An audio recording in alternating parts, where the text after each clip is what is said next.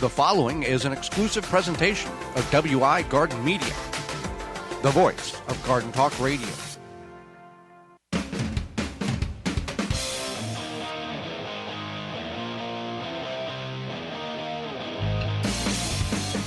Coming up on the program today, we're going to go over some expected disappointments in your garden, as well as gardening accessibility for all. Our guest is author Stephanie Rose, and we'll answer your garden questions. The hour is full, so join us. It starts right now.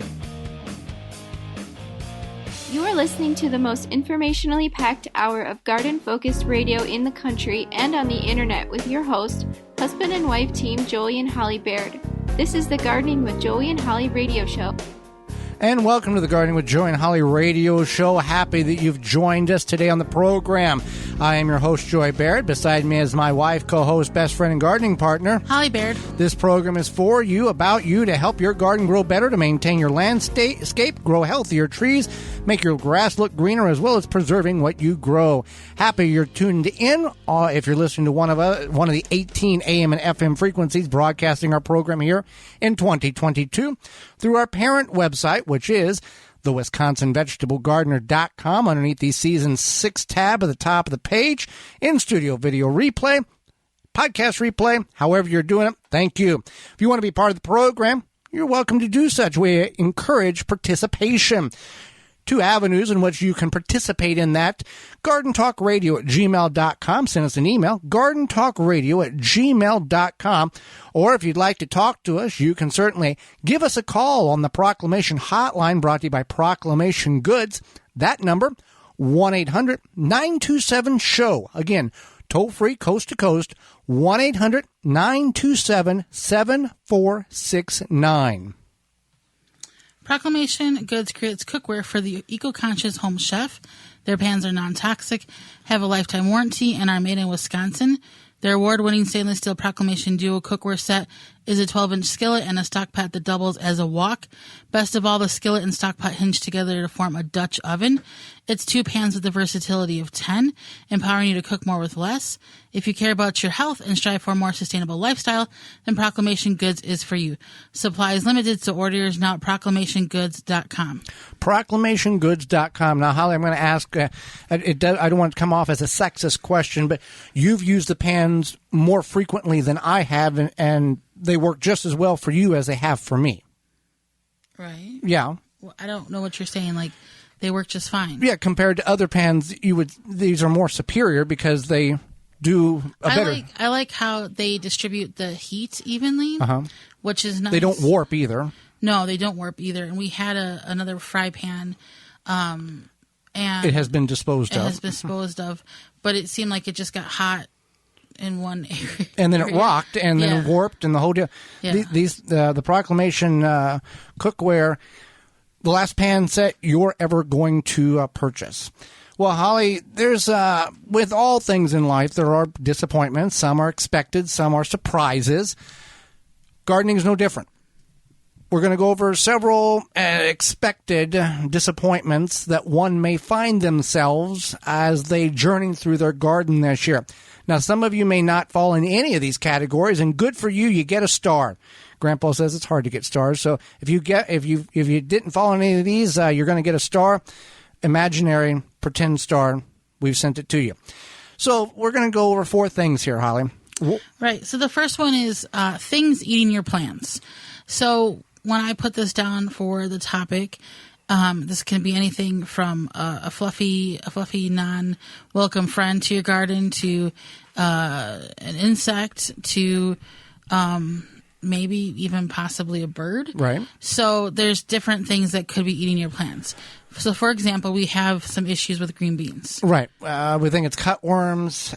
Potentially, we've never seen exactly what's eating them. We know it's not rabbits. You can use deer defeat. Coupon code radio. Save 10% on your order. It will deter rabbits, groundhogs, and deers. Soft-bodied insects. You can get your free sample at drzymes.com/garden talk. Take care of that problem. So the green beans are an issue. And if you have issues with other animals, there are deterrents, as we just spoke about, that can keep them away. Sometimes you never know what's eating it. Sometimes it's just best not to know. Right. So, yeah, sometimes you don't know. And if you replant, it's good to replant. Right. It is good to replant. So a lot of times something might be eating your plants at an early stage after they've sprouted for a couple weeks. You can certainly replant at that point. And let's go to another one. We'll probably touch back on the eating the plants momentarily. Drought and watering issues. Right. So drought, watering issues, this could be anything from you are in a drought situation. We are, many of us, wherever we live, may be low on rainfall. And so maybe you haven't invested in an irrigation system and you rely on yourself watering your plants. And maybe you just haven't done it consistently, and that happens. And then now you have problems or lack of growth because of that. Well, you've got Dripworks and you've got Tree Diaper that you can use to water your garden with.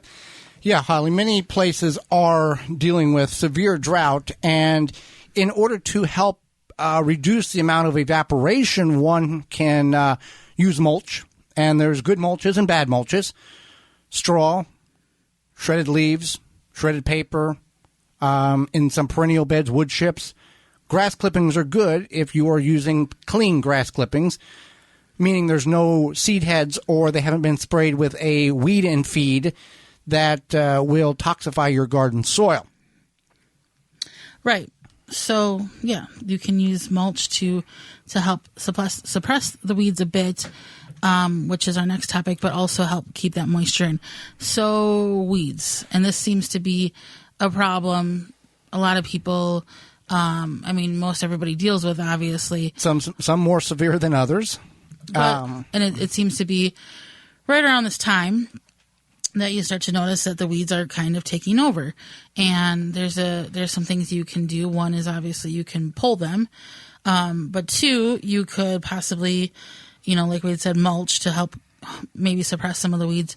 Or you could work on doing something where you put like landscape cloth or fabric and help suppress the weeds that way.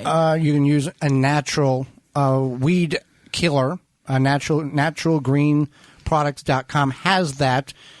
Use coupon code WEEDS, WEEDS, and buy 3 1-gallon horticultural grade weed killer and get 1 gallon free. You can pull the weeds. The story is always get them while they're early, not when they're tall and you can't see your vegetables. When you pull your weeds, you can do a couple of things with them. You can toss them across the fence over to your neighbors. You can put them in the compost bin, or you can actually pull them if they're not what is considered an invasive weed, like we would consider creeping Charlie an invasive. You can pull it up and lay it back down on the soil as a mulch. Use the weeds as a mulch to reduce soil and soil surface and the reduction of moisture that's evaporating out of your garden, whether you have an irrigation system or not. Right. So so you can do those things for the weeds. And with things eating your plants, drought, watering issues, weeds, comes to the fourth portion of this expected disappointment category, which is poor harvest. Now, disclaimer, just because you have things eating your plants or you have watering issues and or you have weeds does not guarantee you to have a bad harvest. Right. And that's the thing, is that you don't, just because you have these issues does not guarantee poor harvest. Especially a lot of these plants are kind of resilient to things like weeds and also at times even drought. You may have some diseases that come upon them, but a lot of times they kind of survive on their own. Yeah, obviously the weeds are more aggressive and they're going to overtake your garden. However, in some instances, and let's play the hypothetical game, because let's just say you've got a raised bed and it's full of a ground cover that's a weed, creeping Charlie. Hard to get rid of it. Creeping Charlie is only going to vertically grow so much. So if you leave it alone, yes, it's pulling nutrients from the soil away from your tomatoes that may be in that bed. But in the long run, it's really acting as a living mulch. Some people spend a lot of money buying seed or plant vegetation to create a living mulch on their ornamental areas. The thyme, or isn't it thyme? One of the herbs that grows. It's lost. I've lost the thought of that, but it's a ground cover. In this instance, it's a weed. However, now Creeping Charlie is part of the mint family, and there are individuals who actually have Creeping Charlie inside, living as an ornamental plant in their home. Right, and that's just absurd to me, because it is invasive and it does just kind of take over. It has pretty little purple flowers. Yeah, it takes over ground cover. Yeah, and I don't know. We've had different authors and such on this program that say, "What's the real harm?" What's the real harm of Creeping Charlie taking over your yard? Two rules of thought there. One, it would choke out what you're trying to grow, or, like we just spoke about, it can actually grow in harmony with what you're trying to grow and creating a living mulch or a living ground cover. Right, but I'm saying, like, aside from in your garden, okay, people have it on their grass and they try to get rid of it and they get frustrated and blah blah blah. What's wrong? I feel like as a society, we romanticize this perfect lawn. Well, we spend millions of dollars and tens of thousands of gallons of chemicals to get our lawn to look green. Right. So maybe you just say, I'm fine with how my lawn is, and I have some Creeping Charlie, and I have some crabgrass, and I have this and that, and go about the rest of your day. Well, yeah. I mean, back on the farm, if the grass didn't grow in an area, that just meant we didn't have to mow it. Right, exactly. We didn't have, it wasn't, it's Saturday afternoon. That means we get to spend 4 hours mowing grass and detailing. No, the less that was there, the less we had to mow, and we could do other things that was more important. Right, and I know people think, for my kids, I want to have a nice lawn. And, I mean, my niece and nephew tore up their lawn and tried to dig to China. So, yeah, it was, yeah. Which, more power to them. I'm glad that they are creative little souls. Well, their parents was like, they don't care. Well, it's not that they don't care. They're letting kids be kids. I know. That's the difference. Yeah. So, maybe you say, my kids are having fun making memories, and I'll deal with my lawn later. Well, you know what you can't deal with later is Walton's Incorporated, Holly. Absolutely. So Walton's is brought to you today by our sponsor, Walton's Inc. Listen, we know you care about where your food comes from. You can preserve your fruits, vegetables, but what about the meat? At Walton's, you can get all the equipment, seasoning, and supplies to make sausage, jerky, and any other meat product your way to your high standards. Do you want to make snack sticks that people will actually like? Walton's created meatjuststicks.com, an informational site to help you make the best finished product. Walton's has a full line of their own meat grinders, mixers, sausage stuffers, and more to help you go from animal to edible. Walton's everything but the meat. You can use code GROW50 to save 10% off of orders of $50 or more and get free shipping.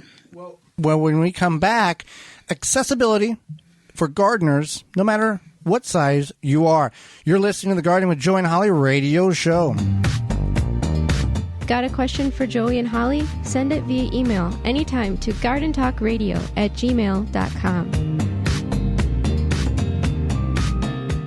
Japanese beetles show up in summer for a feeding frenzy in your garden, and they are the worst party guest. Feeding on leaves, then laying eggs in your lawn for next year. Japanese beetles can decimate your plants and trees. Protect your plants with Japanese beetle traps from Rescue. New this year, Rescue has refill lures to use the same trap again the next year. Made in the USA by the makers of the popular Rescue Fly and Yellow Jacket traps. Learn more at rescue.com. That's RESCUE.com. Take the guesswork out of composting with hot bin composting. Quickly break down food scraps within 30 to 90 days. Find out more at hotbincomposting.com. Get $25 off your favorite hot bin model through August 15th. That's Hot Bin 26-gallon mini or the Hot Bin 52-gallon MK2. Use coupon code Joey22 at checkout to take $25 off your order at hotbincomposting-usa.com.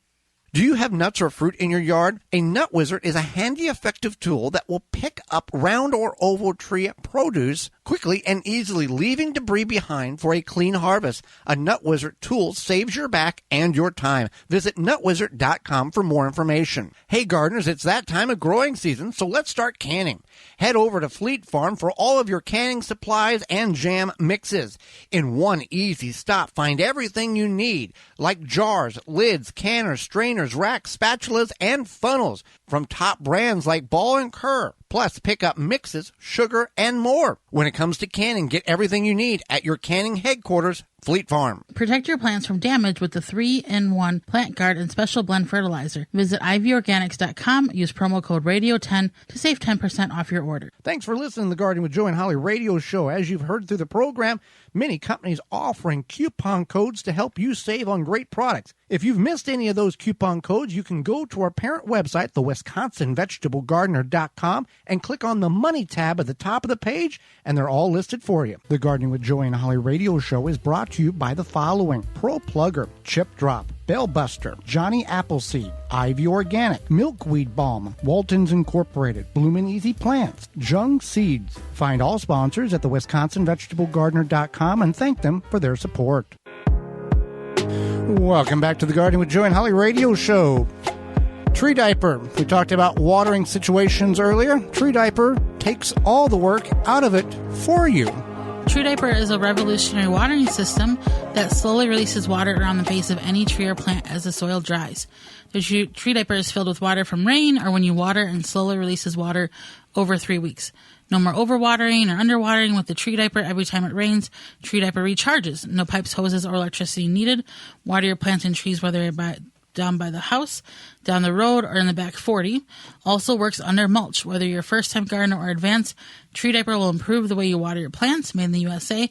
You can find all the sizes they have available at treediaper.com. That's treediaper.com. Don't wait until your plants are dead to get the Tree Diaper. If you are interested in how it operates, go to our parent website, the WisconsinVegetableGardener.com. Search engine at the upper right corner and type in Tree Diaper, and you will see several videos in which we've done. It works better than what we described. That's just really the reality of it, Holly. Right. So July is Disability Pride Month, which is celebrating its it came about after the American Disabilities Act was passed in July of 1990, and this is to prohibit discrimination against people with disabilities. And so in light of that, we want to talk about gardening for all abilities. Okay. For all people. So if you are a fit and able-bodied person, you may not struggle with anything in regards to gardening or any sort of physical movement, but many people, especially either as we get older or just because of how our bodies are, we may have to work on ourselves or work on ways to find systems or tools or whatever to make gardening enjoyable for us and within our physical abilities. So the desire is there, but what would you classify it? The mobility may not be there? Yeah, mobility or just not... Capability, okay. Whatever. We're going to focus on not the less, but the more. Okay. So, for example, there's a lot of accessibility tools that you can get, whether there be ergonomic shaped tools, longer tools if you're shorter. I know, Joe, you have this mindset, a short person wants a short tool. No, a short person wants a longer tool because we're short and we need that extra reach. Okay. So that's absolutely. But you look so nice with a little short shovel. You're only what, 5 foot? I'm 5'1". 5'1" and a quarter and 3/8 of an inch or whatever it is. Yeah. Yeah. So that's one thing, is thinking about how can I make this work for me, and that's something like ergonomic tools. And that will work for those who don't have the challenges as well. That's what these companies have worked towards. Right. For both. Yeah. For all people. Yeah. One to basically protect your back or whatever in an ergonomic way, but also if you do need the additional help. Okay. Another thing is there's different stools. There's like kneeling stools, kneeling pads. There's things on wheels for weeding.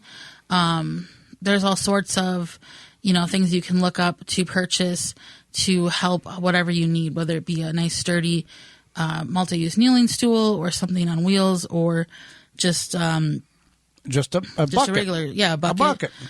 There's been times where I've sat on a 5-gallon bucket. I have a hiking stool.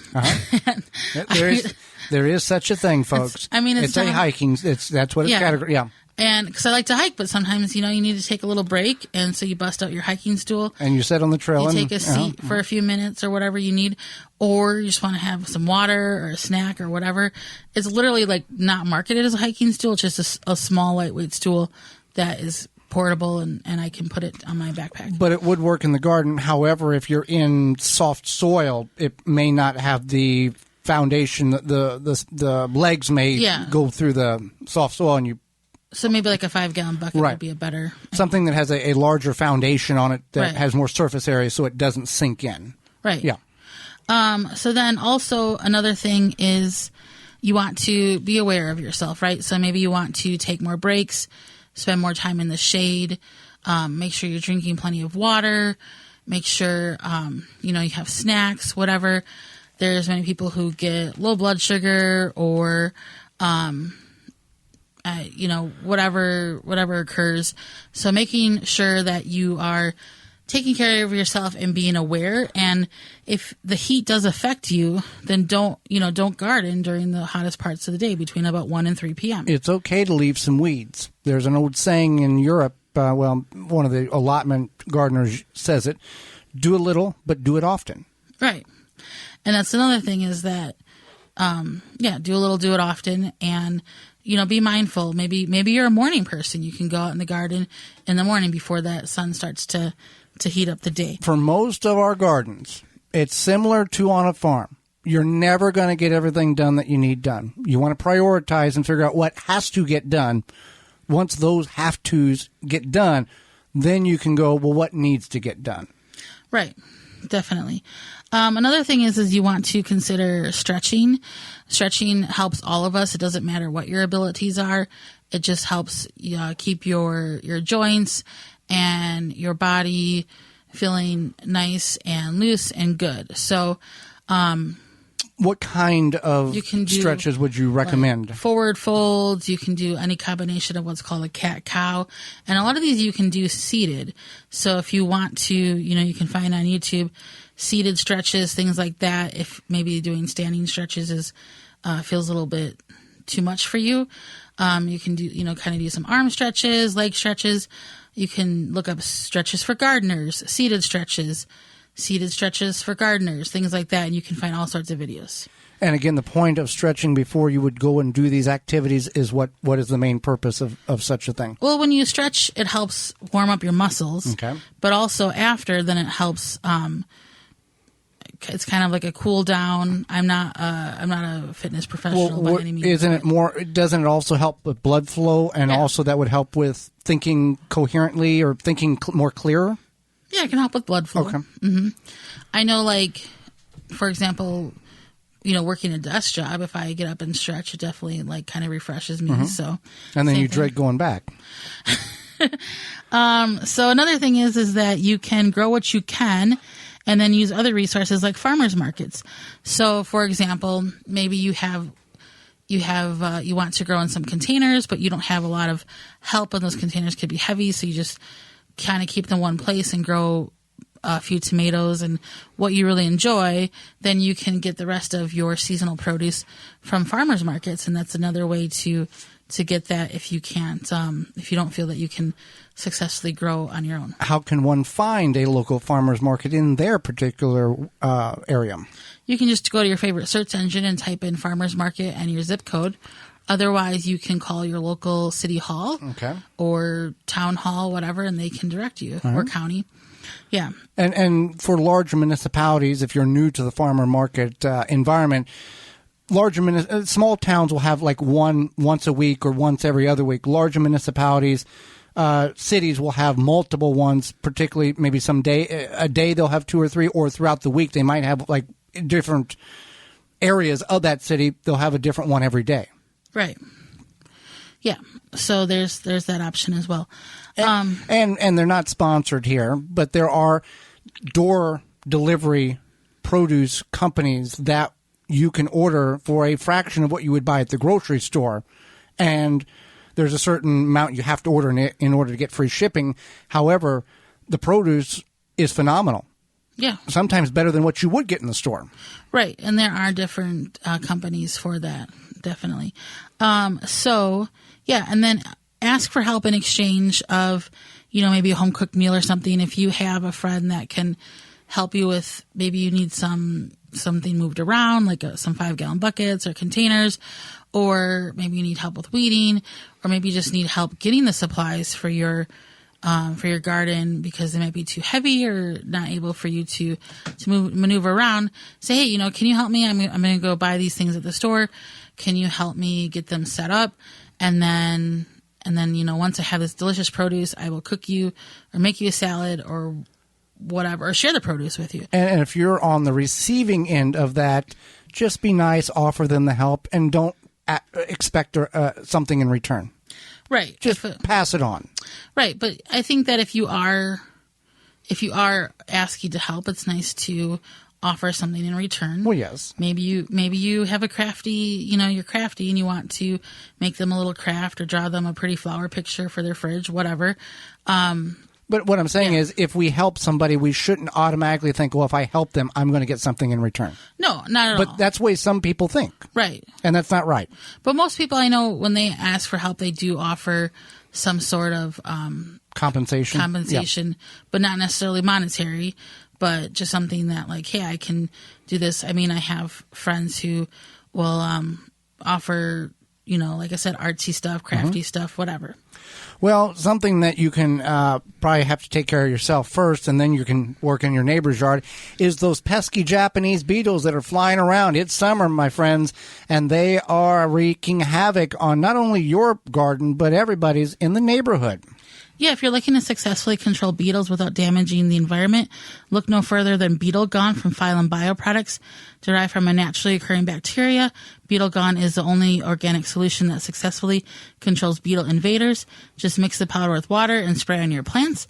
Once ingested, the targeted pests will stop feeding and die, and since it's an organic BT product, it's a great choice to use on your fruits and veggies in addition to your ornamental flowers and trees. Not only does Beetle Gone work, the best part about the product is it is safe to use around beneficial insects such as ladybugs, butterflies, and bees, and has zero water toxicity on your property and the environment.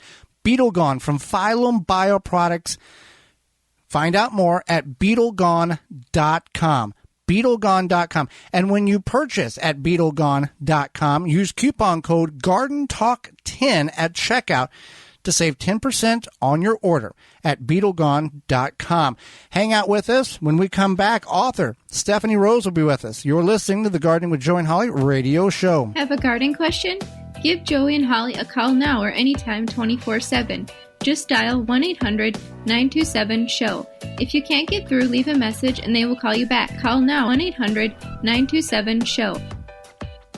This week's garden tip is sponsored by the amazing Dr. Zymes. Eliminate and prevent garden pests with their 100% all-natural, all-in-one insecticide and fungicide. Experience powerful natural protection from insects, fungus, mold, and mildew. Try a free sample. Visit drzymes.com/garden talk. The amazing Dr. Zymes is non-toxic, which means you do not need special clothing when using or handling it. No need for long sleeves, respirators, special gloves, or even a whole hazmat suit. You can safely apply it without concern for what may happen to you or your skin or your plants. And it's highly concentrated, so a little goes a long way. Eliminate mites, thrips, aphids, and fungal gnats. Dr. Zymes is OMRI listed, safe up to the day of harvest, and doesn't leave a residue. Safe for you and your plants. That helpful garden tip was sponsored by the amazing Dr. Zymes. Eliminate and prevent garden pests with their 100% all-natural, all-in-one insecticide and fungicide.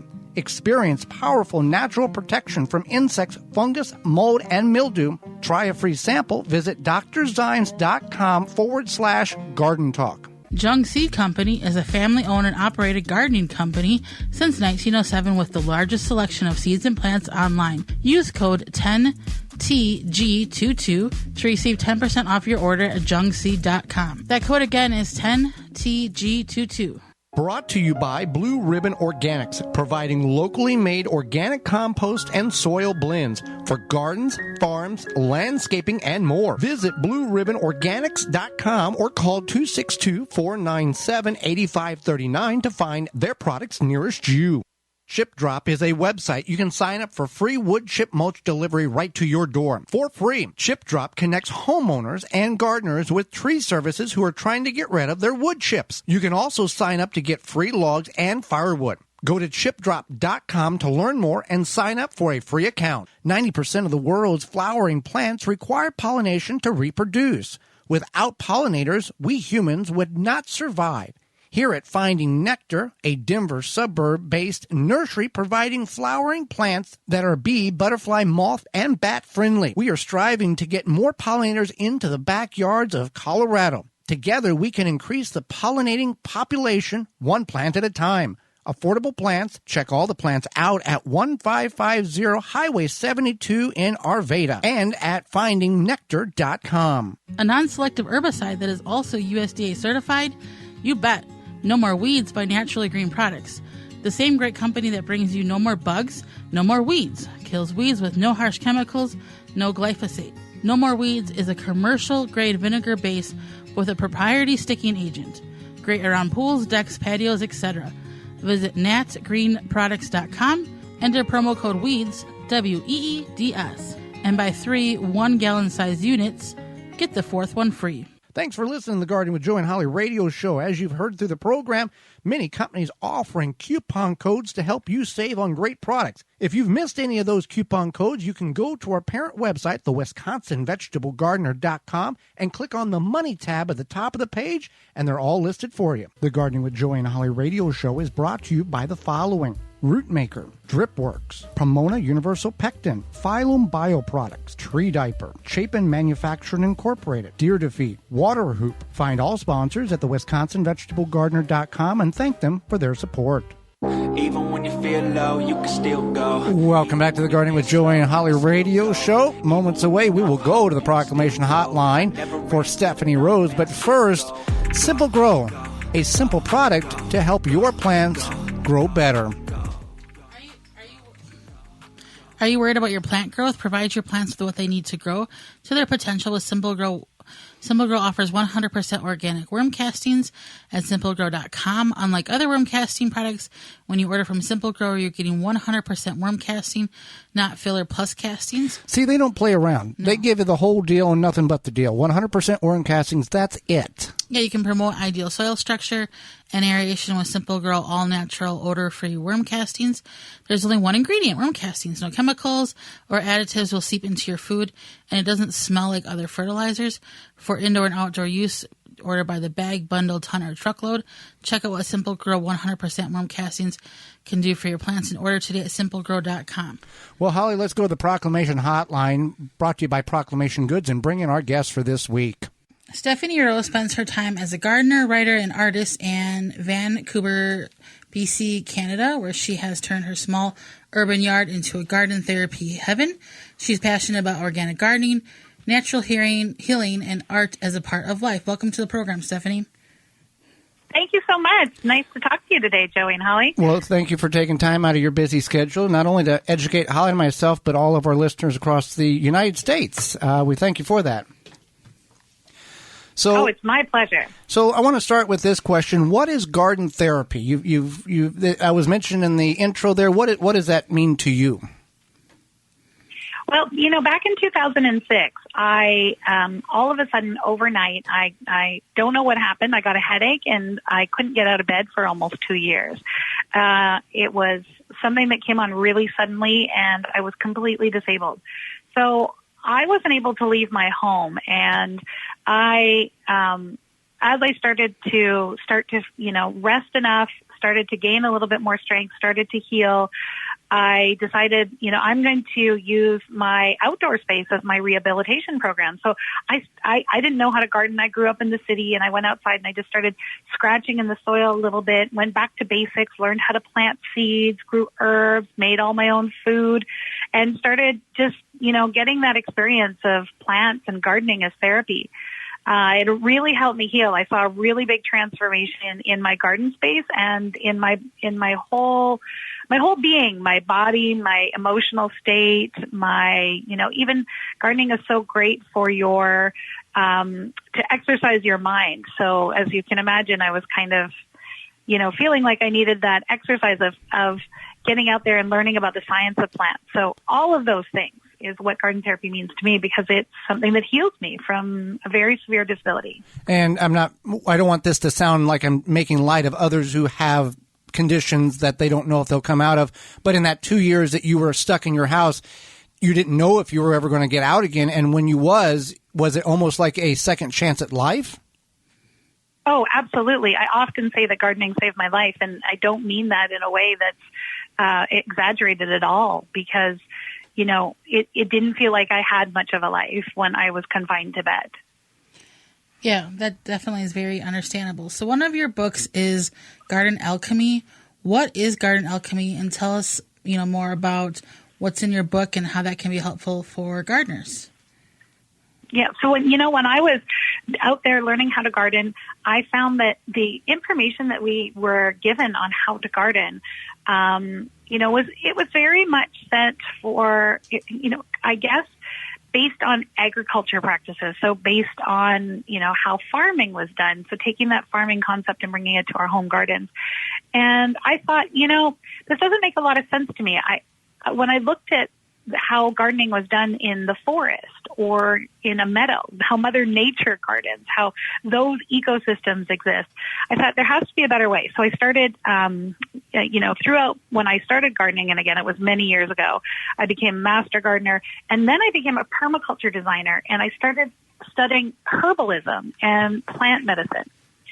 So I took all of those concepts together. I had written a number of books, but I had my Garden Alchemy book that came out in 2020 was this combination of permaculture, herbalism, and organic gardening, and using plants as medicine to treat our garden. So it's like a recipe or a cookbook for your garden, where you open it up and it's got all these different recipes from antifungal, like a chamomile antifungal spray for your seedlings, or soil mixes, all different potting mixes, how to make seed bombs, and even how to make, seed tape and things like that. But there's lots of recipes like how to make a herbal smoothie for your garden so that it helps to feed it, all based on the principles of the herbal properties of the plants we already have growing around us.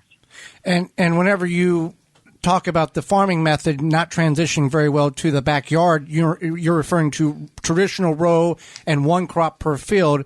But in the permaculture realm, you're incorporating a lot of different variations of plants in one area to help each other grow better. Is that is that correct how I'm explaining that? Absolutely. My book that came out in 2022, I guess earlier this year, is called The Regenerative Garden, and it takes those permaculture concepts, which is not just about, how we do the monocropping, the even rows, and, planting only one kind of food source and leaving big spaces in between it. It's all about how we create an ecosystem in our yards that ends up supporting itself and being regenerative. So the idea is that it's less work for us. It takes less water. It uses less energy. It costs less in our, in our budget and in our time, because it follows the path of Mother Nature and how she's been doing it this whole time. So it gives us the opportunity to sort of look at how nature does it and build that ecosystem in our yards. So we still have, beautiful cultivated gardens that don't just look like wild spaces. We can bring in non-native plants. We can plant the vegetables that we want to eat, but it's using those concepts to really work with nature rather than, produce a farming method in our backyards.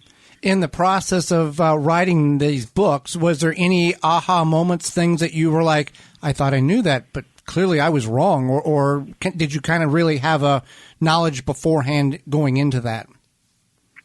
Oh, I think everything was an aha moment for me. Every single time I planted another plant and it didn't do well when I expected it to, or it didn't follow what the textbook said, or the climate changed again, every single time I found that I learned something different and something new.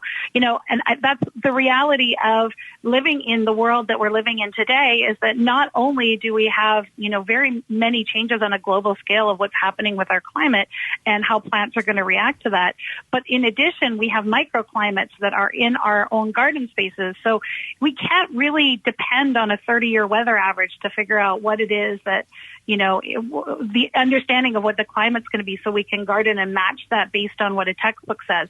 We have to spend our time observing and experimenting in the garden and learning from the plants, listening to them, really creating that connection that allows us to learn from them, give them what they need, and create almost a reciprocal relationship rather than a human input to grow plants than just to harvest. It's something that's more cyclical. And that points to our garden, where it will frost in the fall.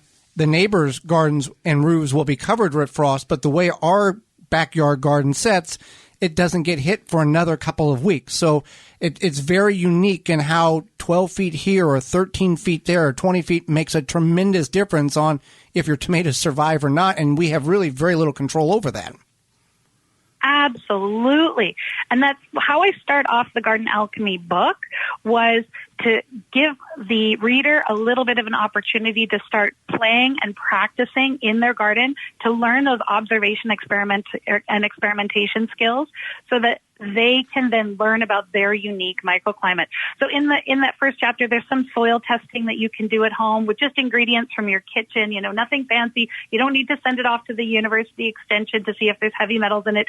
It's more just learning about your land and learning how to compost, learning how to add things back, how different kinds of mulch that you can use and where you would use them.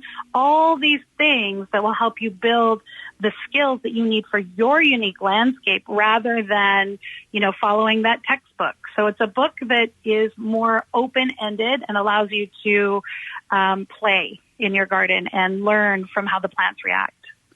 That's fantastic. So we are talking with Stephanie Rose. She spends her time as a gardener, writer, author, and artist in Vancouver, Canada. So you like to do DIY garden crafts. So do we. What is a good kid-friendly one that you could recommend? I love to do things with kids, especially because I have a child who's turning 9 very soon, and he started with me when I was gardening and writing my very first book.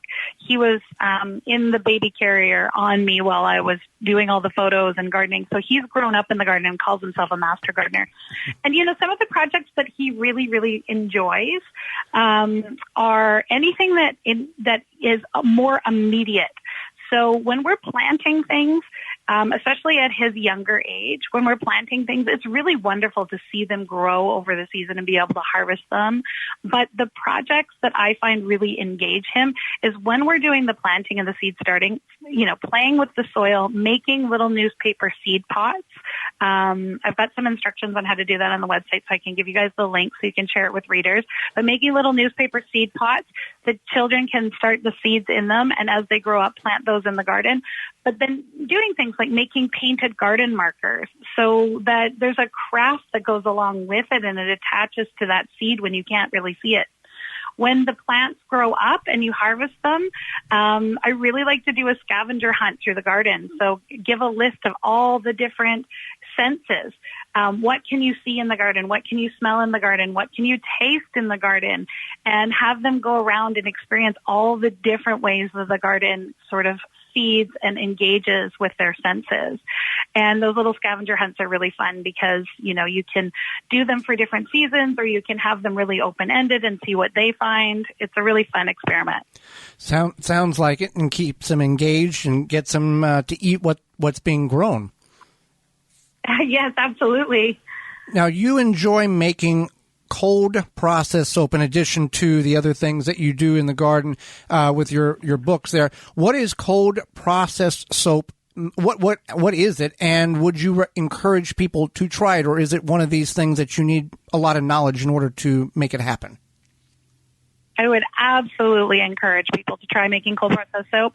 It is a really fun and artistic way of getting back to basics and sort of getting really back to that way that we used to make really simple household products that were full of great ingredients. The difference between a cold process soap and some of the soaps that we have available for us now is that you'll see those artisanal soaps at farmers markets and things like that that people make. Those are generally a cold process, a hot process, a way of making a natural soap, which is a chemical process of converting salts and fats into lye, into soap, into something that we can wash with. And what we have now available is typically not listed as soap on the shelves. It's called something like a beauty bar or facial bar or a body wash, things like that. And those are full of detergents, which end up stripping our skin. Soaps are full of beautiful glycerin and natural fats and oils that can nourish our skin. And we can also add wonderful plant elements in with them. So you can infuse the oil, say you're making an olive oil soap or coconut oil soap. You can infuse those oils with rose petals, calendula, lavender, and get all those wonderful aromas and properties from the plants that you're growing in your garden. So it is a little bit of I would say, an advanced technique, but I would not want anybody to shy away from doing it. I encourage people to find a local soap making class and take a class, and you'll get hooked. If you like crafty things, if you like making sourdough, if you like baking or cooking in your kitchen or doing, creative projects at home, you're really going to love soap making as well, because you can just make the most beautiful creations with different scents and colors all naturally. So take a soap making class first, and then I've got a ton of recipes on my website. There's lots of recipes out there. The only thing with soap making is follow the recipe exactly, because any little change, like if we're making soup, we can substitute an ingredient, but if you're making soap, you don't want to do that. You want to keep the ratios exactly the same. And if our listeners, if you've never used anything except for commercial grade bar soap from the store, you will never go back to it once you use a homemade soap or a soap that is a cold process soap. It changes your whole perspective on how to bathe and the way your skin feels after it. You said it so perfectly, Joey. Like, it's amazing, because what happens with these detergents is that we're stripping things away, and so we're taking away from our skin. We may be, washing off some of the dirt or the oils or things like that, but with a natural soap, we're replenishing our skin. So you need to wash less. You're actually nourishing the skin. So it makes a huge difference. And so even if you don't have the opportunity to go out and make that kind of soap, go and buy some, because there's lots of beautiful people who make gorgeous, gorgeous soaps out there. You can get them on Etsy. You can get them at farmers markets. You can get them from, local farms. I really encourage you to give it a try if you haven't yet. Well, Stephanie, we greatly appreciate the time you've offered us. How can people find out more about you? Where can they go and get your book and find out your recipes for soap? I'm at gardentherapy.ca because I'm in Canada, so I'm not a .com, a .ca. But you can always Google anything that's Stephanie Rose, Garden Therapy, Stephanie Rose Garden, anything like that, and you should be able to find me pretty quickly. My website has links to all of my social media, so come and follow me there. I give lots and lots of stuff, lots of information out on social media. But I've also got a really great newsletter if people want to sign up for that. I send out what's in season every week, so all sorts of cool projects and ideas and gardening tips come out every week, and that's a completely free newsletter. So if people want to come and sign up, they just go to gardentherapy.ca, subscribe. Well, thank you, Stephanie, for taking time and educating not only Holly and myself, but all of our listeners. We greatly appreciate the time. It's absolutely my pleasure. Well, thank you. And when we come back, it's your garden questions, our garden answers. This is the Gardening with Joey and Holly radio show. Got a question for Joey and Holly? Send it via email anytime to gardentalkradio@gmail.com. It's a struggle to find fruit that isn't a disappointment or a waste of money, especially peaches at the grocery store. You bring them home, they turn mealy and gross. Well, Tree Ripe Fruit Company has the answer. They deliver fruit straight from the farm, obsessed with quality, so you can actually experience the joy of a great tasting fruit. Love Georgia peaches? Tree Ripe delivers the best peaches you'll ever eat directly from the farm within days of being picked. Peach season starts June 15th and goes through August 4th. In July, they also deliver Michigan blueberries. You can find them at over 400 Peach Stops events throughout the Midwest or have fruit delivered directly to your home. All the event details and ordering information can be found at their website, tree-ripe.com. An extra bonus for you listeners, get 10% off your first purchase when you order online only, tree-ripe.com, by using coupon code HOLLY10, HOLLY10. A little bit of summer is what the whole year's all about. Barbecues, parties with friends. The fun is endless, unless the sun or thunderstorms have damaged your outdoor furniture. Keep it looking brand new with custom protective covers from coversandall.com. They have fabric choices for days that are 100% waterproof, coated to protect against sun, and can be custom designed for any size or shape, and placing or removing them.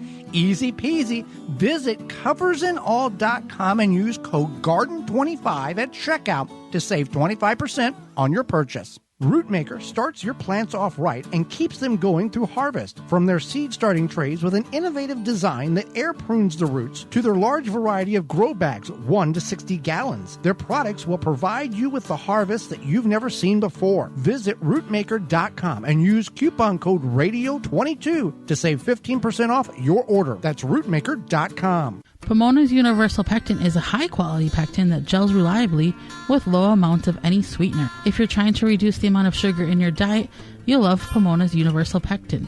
Now you can make healthy homemade jams and jellies sweetened to your taste. You can use sugar or honey to sweeten. Pomona's Universal Pectin keeps indefinitely when stored in an airtight container. Easy to use, versatile, and comes with directions and recipes in every box. Find out more and where to buy at PomonaPectin.com. Also available at natural food stores and online. Thanks for listening to the Garden with Joe and Holly radio show. As you've heard through the program, many companies offering coupon codes to help you save on great products. If you've missed any of those coupon codes, you can go to our parent website, the WisconsinVegetableGardener.com, and click on the Money tab at the top of the page, and they're all listed for you. The Gardening with Joey and Holly radio show is brought to you by the following: Tree Ripe, Covers and All, Ironwood Tool Company, Timber Pro Coatings, Blue Ribbon Organics, Natural Green Products, Algae Men, Dr. Zymes, Happy Leaf LED, Rescue, Big Tool Rack, Hot Bin Composting, Proclamation Goods. Find all sponsors at the WisconsinVegetableGardener.com and thank them for their support.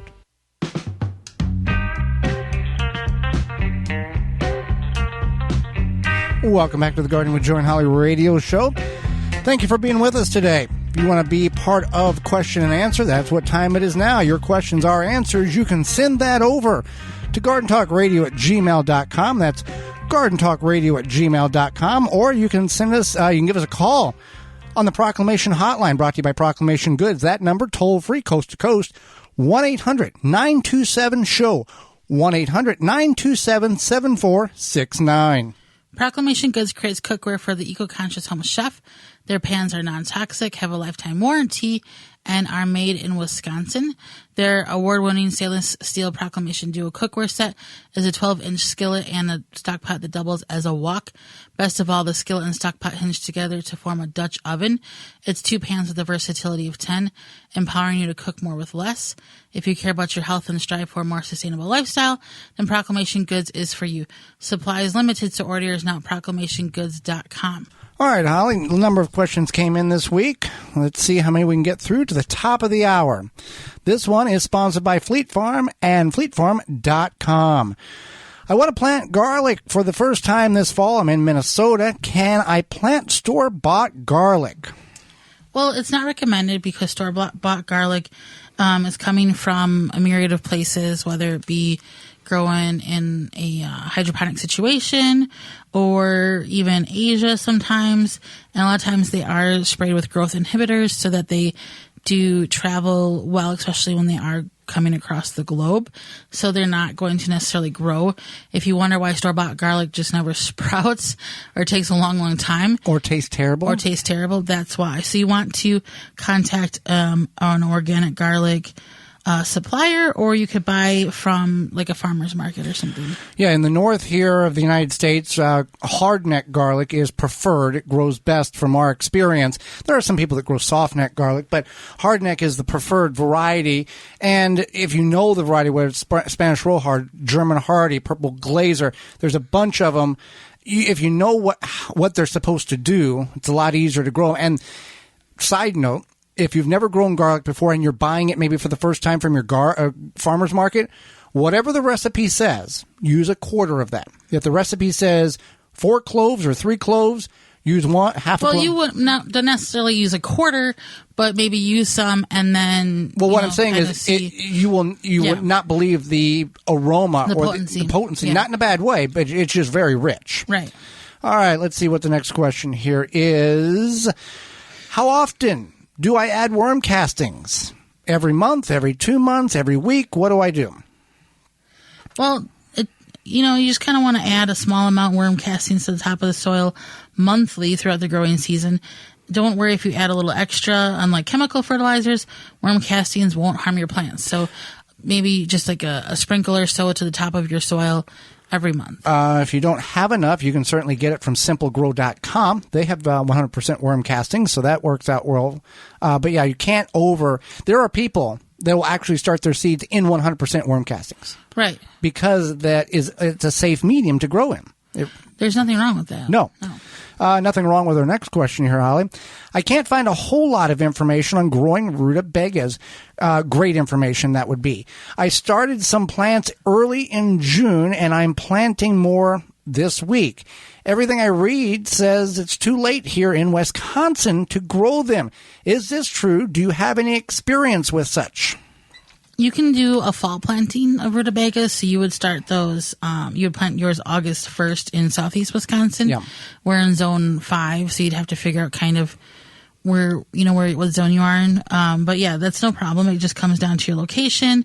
And then if it's cool enough, then you're good to go. Rutabagas will take 60 days to reach maturity. Rutabagas, 60 days.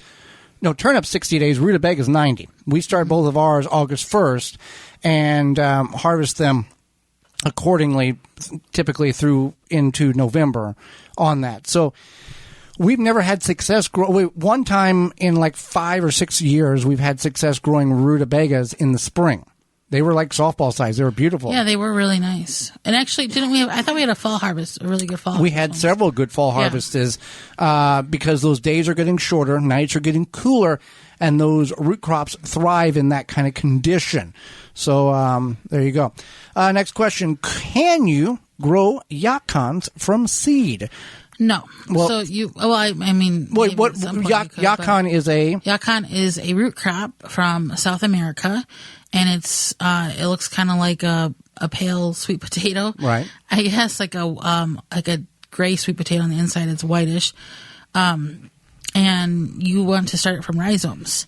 Rhizomes, which you can purchase online or in the spring. You want to start them 90 days before you intend to put them out. You would put them out the same time as tomatoes. It's far too late now. If you're in the southern hemisphere and in a tropical area, you can plant them year-round. A typical plant will produce, we have averaged about 5.5 to 6.5 pounds. In more tropical areas, they will get 15 to 30 pounds per root zone per plant. So you can, rhizomes are the only way you can start those plants. Right. And that's correct. And you want to keep that in mind, is that you want to plan ahead. And if you can find somebody who sells yacons, definitely. And you've never tried them, they're hard to find in the store. Sometimes you can, I think, find them frozen. But yeah. Okay, here's a canning question for you, Holly. How do I know if something can be safely water bath versus pressure canned? Is there a guideline to follow? Yeah, so I would just recommend looking for the Ball Blue Book, and they update it periodically, and it will give you a nice chart in there as to what can be canned versus water bath versus pressure canning. Now, there is in that method of there are certain things in which have to be pressure canned, but in the process of pickling them, you can water bath said product, like corn salsa, for example. You would have to pressure can actual corn, but if you make a pickle salsa, you wouldn't have to because of the acidity? Sure. Yep. So, once you have an item that might have to typically be pressure canned on its own, then if you add an acid, whether it be vinegar, lemon juice, and then even things like sugar, salt, etc., like pickles have their cucumbers, you wouldn't pressure can cucumbers, but they are low acid food, but you're adding that vinegar and that salt to make it dilly beans versus regular beans. The dilly beans can be water bath because of that vinegar acidity. Right. And the regular beans now, for some of you maybe still water bathing green beans, that should be or needs to be safely, in order to consume them, need to be pressure canned. That has changed over the last 15, 20 years in that method of processing. Absolutely. And so that's something to keep in mind, is that you want to use up-to-date information and be safe about it. And stores like Fleet Farm and other outdoor tractor supply stores, even big box stores, will have that literature, the Ball Blue Book, available, and online stores as well. Well, we are out of time, and we thank you for yours. Did you miss any portion of the program today or would like to revisit it? Hey, you can do that by going to our parent website, the WisconsinVegetableGardener.com, and clicking on the Radio 6 tab at the top of the page. Or you can send us an email to gardentalkradio@gmail.com, and we will send you a link to the program. And you can check out past programs. Tune in next week to the program where we'll be talking about worms and worm castings, as well as 5 asked questions, the 5 most asked garden questions on social media. And our guest will be author Jenny Rose Carey, and we'll answer your garden questions. So until next week, for Holly Baird, I'm Joy Baird, and we will see you in the garden.